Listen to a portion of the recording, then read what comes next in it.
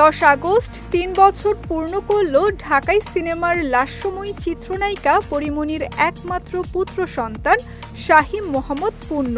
একটা সময় পরীর জন্মদিনের আয়োজন হয়ে উঠত টক অব দ্য টাউন।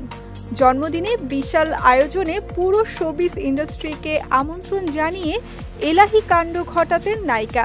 তবে এখন সন্তানের বিশেষ দিনটি ঘটা করে উদযাপন করতে দেখা যায় পরীকে। ছেলের প্রথম জন্মদিনটিও বেশ ঘটা করে উদযাপন করেছিলেন এই তারকা। তবে এবার তেমন কোনো বিরাট আয়োজন ছিল না, কিন্তু পরী বলে কথা একেবারেই কোনো আয়োজন করবেন না তা তো হতে পারে না। তাই এবার খুব কাছের মানুষদের নিয়ে পূর্ণর জন্মদিনটি পালন করেছেন পরীমনি। তবে ছেলের জন্মদিনের বিশেষ এই আয়োজনে সবাইকে মুগ্ধ করেছেন অভিনেত্রী। এদিন দুই ছেলেমেয়ের সঙ্গে মিলিয়ে মেরুন রঙের পোশাক পরেন নায়িকা।